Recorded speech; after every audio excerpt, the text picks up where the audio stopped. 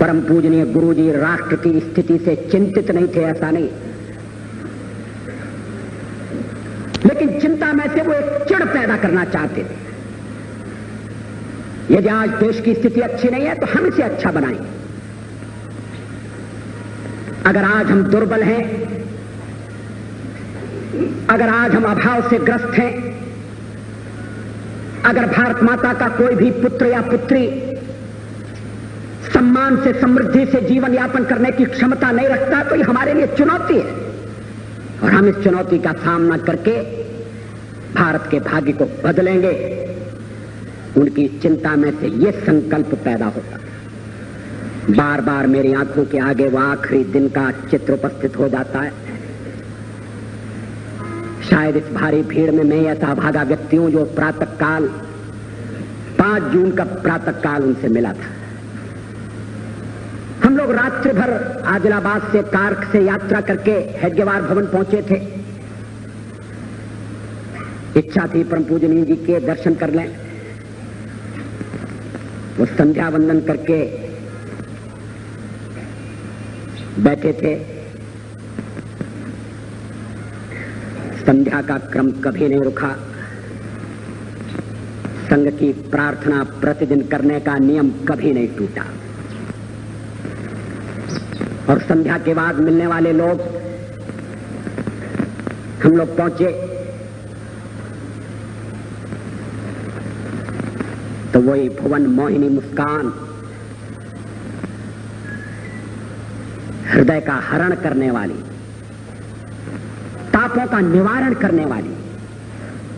व्यक्ति कितना भी दुखी हो, थका हो, चिंतित हो, एक बार परम पूजनीय गुरु जी के सानिध्य में पहुंच गया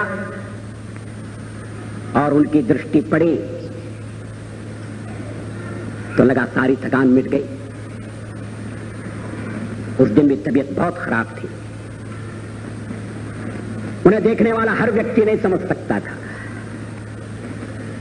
मगर कुछ लोग समझ सकते थे। डॉक्टर आबाजी थत्ते मौजूद थे, लेकिन उन्होंने सबसे परिचय प्राप्त किया। आज इलाहाबाद से आए हैं, ये कौन है? अच्छा, वहां मुलाकात हुई थी, मैं तुम्हारे घर पर ठहरा था। इकबाल स्वयं सेवक का नाम क्या है?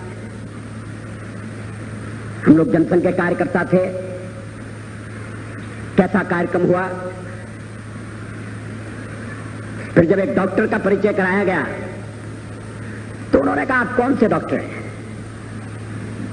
मैं एक ऐसे डॉक्टर को जानता हूं जो किसी मरीज को देखने के लिए गए और डॉक्टर ने मरीज से पूछा, बताओ तुम्हें क्या तकलीफ है? तो मरीज बिगड़ गया। कहने लगा, अगर तकलीफ आपको ही बताना है और मुझे ही बताना है तो फिर आपकी क्या जरूरत है?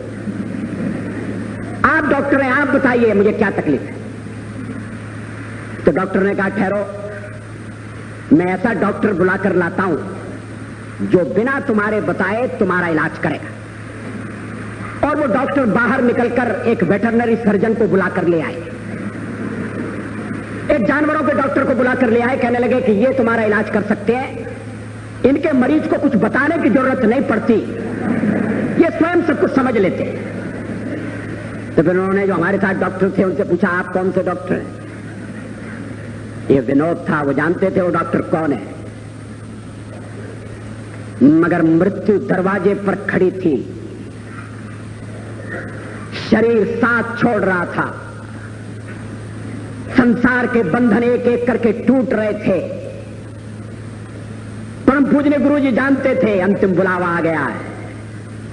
प्रातःकाली उन्होंने कहा था, घंटी बज रही है। For whom the bell toll, ये घंटी किसके लिए बजती है? लेकिन स्वयं सेवक आ गए तो मरण को भी मानो एक तरफ रख दिया, पीड़ा को पी गए, शरीर की व्यथा को भूल गए और स्वयं सेवकों के साथ हंसी, विनोद, परिचय। चाय लाओ। चाय भी उनके लिए एक लोक संग्रह का साधन थी।